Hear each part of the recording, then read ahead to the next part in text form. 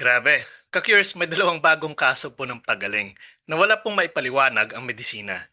Isang babae po sa Amerika na biglang gumaling mula po sa matinding infeksyon. Isang pasyente naman sa Lebanon na may tumor na nawala nang walang operasyon. At pareho po nilang ginawa ang isang bagay.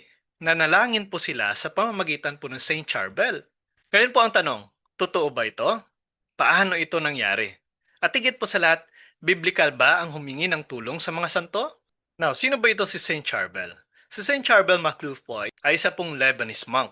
Kilala po siya sa tahimik na buhay, matinding panalangin, at total talaga ng pagtitiwala sa Diyos. Hindi po siya sikat noong nabubuhay pa siya. Pero pagkatapos po ng kanyang kamatayan, nagsimula pong mangyari ang mga kakaibang pangyayari. Bakit siya tinawag na wonder worker? Dahil po libo-libong testimonya ng healing, mga kaso po na walang medical explanation, patuloy po na milagro hanggang ngayon. Hindi po dahil siya po ang gumagawa, kundi dahil po sa panalangin niya sa Diyos. Now, ano po mga bagong himala ngayon? Now, maliban nga po sa libu-libong mga himala na naitala, noong January 17, 2026 po, may dalawang bagong documented cases. Ang case 1 po sa US na isang abogado po, halos isang taon na po na may infection. Hindi po gumagaling sa treatment. Kailangan talaga ng operasyon. Pero matapos po ng matinding panalangin at gumamit po ng blessed oil ni Saint Charbel, biglang nawala po ang infection. Nakansila ang surgery. Akalain niyo po yun? Pangalawa po, ang kaso naman po sa Lebanon, na isang babae po na may spinal tumor. Confirm po sa MRI, kailangan talaga ng operasyon. Pero matapos po manalangin sa harap mismo ng larawan ni Saint Charbel, naku po, kinabukasan, wala na ang tumor. Walang paliwanag po ang mga doktor tungkol sa nangyaring ito. Kaya paano po nangyayari ang mga ganitong bagay? Mahalagang linawin po ito agad. Hindi po si Saint Charbel ang source po ng milagro. Ang tunay po na gumagawa talaga ay ang Diyos. Ang Diyos lamang. Na ito pong pinaka-core na turo mismo ng simbahan. Lahat po ng milagro ay galing sa kapangyarihan ng Diyos. Wala sa mga santo, wala sa tao, wala sa nilalang. Ang may sariling kapangyarihan talaga na gumawa ng milagro ay ang Diyos. Now, ang tanong po ng marami, kung ganon, bakit may mga santo? Bakit pa humihingi ng tulong sa kanila? Now, dito na po papasok ang role ng mga santo. Ang mga santo po ay hindi Diyos, hindi po kapantay ng Diyos, hindi po pinalitan ang Diyos. Sila po ay namamagitan. Tinatawag po nating intercessors. Now, ano ang intercession? Ito naman po ay panalangin para sa iba. Ibig sabihin po nito, sila po ay nananalangin para sa iyo. Now, ito pong malinaw na analogy. Isipin niyo po ito. Kapag may problema ka, humihingi ka ng dasal sa kaibigan. Tama ba ito? Yes, tama po yan. Bakit? Dahil naniniwala ka na mas maraming nagdadasal, mas malakas ang panalangin. Ito pong malalim na reality. Kung humingi ka ng dasal sa taong nasa lupa, bakit hindi sa mga nasa langit na malapit mismo sa Diyos? Ito po ang point dito. Ang kaibahan lang nito ay tayo ay nasa lupa. Ang mga santo naman, nasa presensya mismo ng Diyos. Kaya ang panalangin po nila ay talagang mas malapit mismo sa trono ng Diyos. Ang mga santo po ay hindi source ng milagro. Sila po ay kaibigan na nagdadala ng panalangin mo sa Diyos, kung kaya nagkakaroon ng milagro sa buhay mo. Now, ito pong pinaka-importanting tanong. May basihan ba ito sa Biblia? In James chapter 5 verse 16, ito pong sinasabi, "The prayer of a righteous person is powerful and effective." Malinaw pong pag-unawa dito. Hindi po lahat ng panalangin ay pareho. Ang sabi dito, righteous person. Sino pong pinaka-righteous? Nako po, ang mga nasa langit. Bakit? Wala na po silang kasalanan. Perpekto na ang kaluluwa nila. Kasama na nila ang Diyos. Kung kaya, ang panalangin po ng righteous ay very powerful. Gaano po kalakas ang panalangin ng mga santo? In Revelation chapter 5 verse 8, ito po sinasabi, ipinapakita po dito na ang mga nasa langit ay may hawak na mga panalangin ng mga banal. Ibig sabihin po nito, sila ay nakikibahagi sa panalangin. In Revelation chapter 8 verse 3 to 4, ang mga panalangin po ng mga tao ay iniaalay sa Diyos kasama ng mga banal. Ito pong malalim na katotohanan.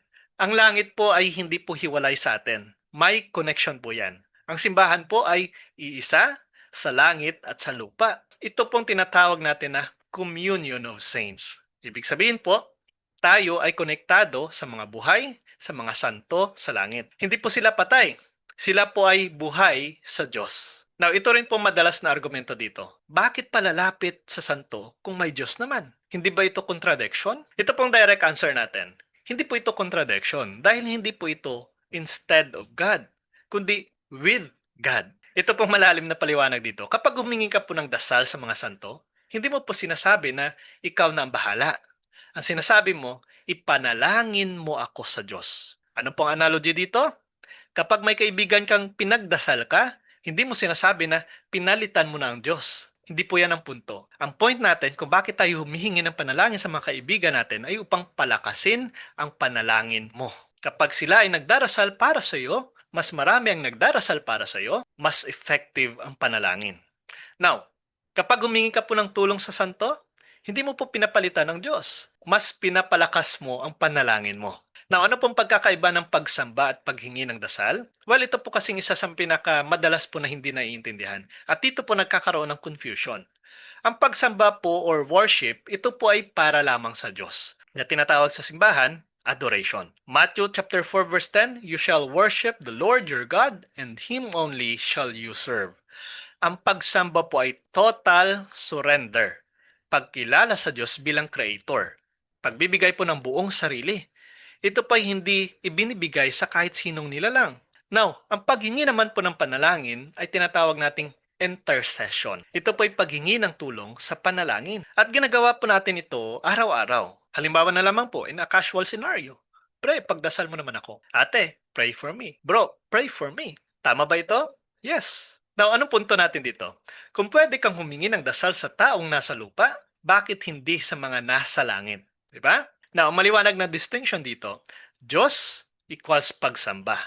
Santo equals hinihingan ng dasal. Hindi po sila sinasamba, humihingi lamang tayo ng tulong, humihingi ng dasal para sa atin. Now, ito po ang mga theological terms. Now, sa Catholic teaching po may tinatawag tayong latria, pagsamba para sa Diyos lamang. At meron din tayong tinatawag na dulya, para po yan sa mga santo. Honor para sa mga santo. Veneration. Magkaiba po yan. Hindi po magkapareho ang latria at dulya. Magkaiba po ang kanilang kahulugan. Now, kapag humihingi ka po ng dasal sa mga santo, hindi ka po sumasamba sa kanila. Nakikiusap ka na ipanalangin ka sa Diyos. Maliwanag po yan. Now, bakit makakatulong ang mga santo? Dahil sila po ay malapit sa Diyos. Banal ang buhay. Nasa presensya na ng Diyos. Wala ng kasalanan. Buo po ang pakikipag-isa sa Diyos. Uulitin po natin. Kagaya po ng sinasabi sa James chapter 5 verse 16, the prayer of a righteous person is powerful. Sino ang pinaka-righteous? Ang mga nasa langit mismo, ang mga banal, ang mga santo. Kaya ito pong malalim na reality. Ang panalangin po nila ay hindi po distracted. Hindi po mahina, hindi po divided. Ito po ay buo, malinis, at diretso sa Diyos. Kaya may tinatawag po tayong communion of saints. Hindi tayo po magkahiwalay. Ang simbahan po ay nasa lupa, nasa purgatorio, nasa langit din. Pero iisa. Now, ang mga santo, hindi po sila malayo sa iyo. Sila ay mas malapit sa Diyos at kasama mo sa panalangin. Anong dapat mong gawin? Paano natin ito isabuhay? Kung may problema ka, una, manalangin ka sa Diyos. Siya pa rin po ang ultimate source. Pangalawa, humingi po ng intercession. Sabihin mo, Saint Charbel, ipanalangin mo ako. Pangatlo po, magtiwala. Hindi po sa santo, kundi sa Diyos na kumikilos sa pamamagitan ng mga santo. Pangapat po, manatiling humble. Tandaan po natin ito. Hindi mo po kontrolado ang resulta, pero nagtitiwala ka sa kalooban ng Diyos. Ang importante po dito, ang panalangin po ay hindi magic. Ito po ay relationship sa Diyos. Kaya sa dulo po ng lahat na ito, mahalaga pong tandaan na ang mga himala ay hindi po para magpasikat ng santo. Hindi po para gawing center ang santo, kundi para ipakita po ang awa at kapangyarihan ng Diyos. Ito pong malalim na katotohanan. Ang santo ay hindi po spotlight. Sila po ay salamin na nagre-reflect ng Diyos. Kaya kung ang Diyos po ay gumagawa ng himala, ito po ay paalala na siya ay buhay. Kung ang mga santo po ay nananalangin, ito po ay paalala na hindi ka nag-iisa. Hindi ka lang nananalangin mag-isa. May mga kaibigan ka sa langit na kasama mong lumapit sa Diyos. Hindi po ang mga santo ang pinupuntahan mo, kundi ang Diyos sa tulong ng mga kaibigan nating nasa langit. Kaya kung sang-ayon ka sa video na ito, comment po sa ibaba. Saint Charbel, pray for us. Please like and share at suportahan po natin ang ating YouTube channel. Ang link po ay nasa description. God bless po sa ating lahat. Sa ngalan ng Ama, ng Anak, at ng Espiritu Santo. Amen.